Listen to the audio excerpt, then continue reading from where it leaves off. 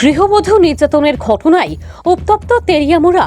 ফের এক গৃহবধূ নির্যাতনের ঘটনায় উত্তপ্ত হয়ে উঠল ত্রিপুরার তেলিয়ামুড়া এলাকা। পরে এই মহিলা সুবিচারের দাবিতে আশ্রয় নেন তেলিয়ামুড়া থানায়। নির্যাতিতা গৃহবধূ জানান, ওনার নাম দীপা সাহা। বাপের বাড়ি তেলিয়ামুড়া থানাধীন দশমীঘাট এলাকায়।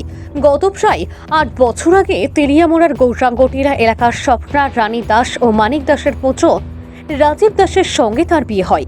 বর্তমানে তাদের একটি কন্যা সন্তান রয়েছে।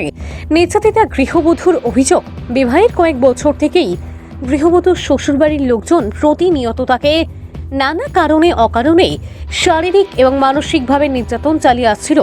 সোমবার নির্যাতনের মাত্রা ছাড়িয়ে যায়। এদিন শ্বশুর শাশুড়ির নির্দেশে বাড়িতে থাকা এক ভাড়াটিয়া মেয়ে সহ তার মা মিলে তাকে তালিবানি কায়দায় মাটিতে ফেলে বেধড়কভাবে মারধর করেন বলে অভিযোগ। এতে তার নাবালিকা কন্যাও হামলার শিকার হয়। পরবর্তীতে নিজের প্রাণ বাঁচাতে নির্যাতিতা গৃহবধূ দীপা তেলিয়ামুড়া থানায় ছুটে যান। এখন দেখার বিষয়, এ কাণ্ডে পুলিশ কতটুকু আন্তরিক হয় নির্যাতিতা এই মহিলার জন্য। বিষয়টি ইতিমধ্যে ত্রিপুরার রাজ্য মহিলা কমিশনে পৌঁছে যাওয়ারও খবর পাওয়া গেছে। ভানুচন্দ্রের রিপোর্ট, আসাম প্রাইম নেটওয়ার্ক। চুলের মুড়ি পুরো টাইনা মারছে। আমার মেয়েটারও আমার হাজবেন্ডেরও জুতা দিয়ে বাড়ি দিচ্ছে। আমার হাজবেন্ডের পিছনে দাগ আছে, শার্টের গেঞ্জির মধ্যে জুতা দিয়ে বাড়ি দিচ্ছে। শাশুড়ি পিছন দিয়ে আসছে, মারতো, মাথার মধ্যে বাড়ি দিচ্ছে। আমার বাড়িটা মা, বাড়িটা দিদা। আমি বলে বেরিয়ে বলে আমি বলে ফালাই দিচ্ছি। ওই দেখে আমার মুখ টুক গলা টলা বুক টুক মোবাইল পালা মোবাইল ভেঙ্গা গীতা করছে। কি লইয়া ঝামেলা হইছে? শ্বশুর শাশুড়ি হেরার লোকে আমাদের ঝগড়া। তাহলে তারা তো ঝগড়া লাগছে বাড়ির ভাড়াটারা আমার নামে মিথ্যা কথা। আমি বলে তার নামে বলে গীতা কইছি, গীতা না তো বাড়ির ভাড়াটারা মিললে তারার সঙ্গে মানে যুক্তি করে সেটা তারা দিয়ে আমার আজকে সারাদিন ভগাইতেছে। সারাদিন তো বকছে সারাদিন যেমন হয়ে গেছে। আমি কিছু করছি না।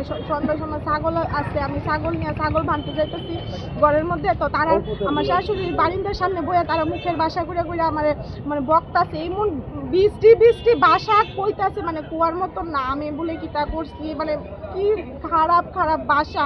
তাহলে আমি কইছি আর কি, আমি কিতা করছি তোরা আমার মানে দেখাইতে পারবি। আমি তাই কিতা কইছ মুখের বাসা কিতা কইয়া। তাই মাও আইছে কাজের থেকে, তাই তো আরো সাহস বেড়ে গেছে। তার দিদা আইছে, কিতা কইছল তুই কই এসে। আমি আমার ঘরের সামনে তাই দৌড়াই আইছে। আমার ঘরের সামনে আই এসে আমার চুলের মধ্যে দইরা তাই আমার ঘর থেকে তাই না বাইর করে এসে তাই মা তাই দিদা তাই মিল্লা মানে মারছে। কিতা দিয়া মারছে?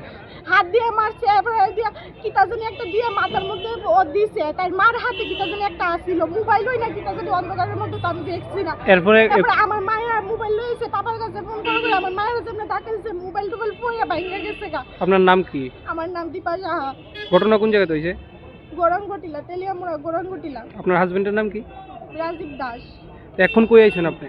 থানার মধ্যে আইছি, তেলিয়ামুড়া। তো এখন আপনি বাড়িতে যেতেছেন না কেন? বাড়িতে স্যার তারা কইছে যাইব। তাহলে এরকম আপনি কি ভয় পাইতেছেন বাড়িতে যাইতে? বাড়িতে যাইতে ভয় পাইতেছি স্যার। এরকম পরিস্থিতি মানে করতেছে আমার কোন দিন মাইরে হইলে মাইরে ফালাই দিব। এই ভাড়াইটা কি সব শ্বশুর শাশুড়ি মিললে সেটা এরপরে করবো। আমি নিখোঁজ হয়ে গেছি। এরকম পরিস্থিতি ঘরের মধ্যে দরজা লাগাই পর্যন্ত থাউন যায় না। রোজ দিন রাত্রে দিনে ঝগড়া পাড়ার মানুষের শুনে কি বৃষ্টি গালিগালাজ করে। আমার মেয়েটার পর্যন্ত মায়ের দূর করে, আমার মেয়েটার পর্যন্ত দেখতে পাই না। দেওয়ারে শিখাই দিছে আমরা তাইলে মারণের লেগে সকালবেলা এত বড় একটা ইটের চাক্কা নিয়ে আসছে। তাইলে মারণের লেগে আবু ঘরে ঢুকে গেছে, আমার শরীরে পড়ছে। তাহলে আমি দরজা লাগাতে গেছি, আমারও লাত্তি দিতে আইছে। আমার মেয়ের পেটের মধ্যে পড়ছে। আপনার আমার মেয়ের থেকে জিজ্ঞেস করলে করবো, কিন্তু আমার মেয়ের ছোট্ট 5.5 বছরের, তার পেটের মধ্যে লাত্তিটা পড়ছে। এখন কি আপনি কি মামলা করবেন?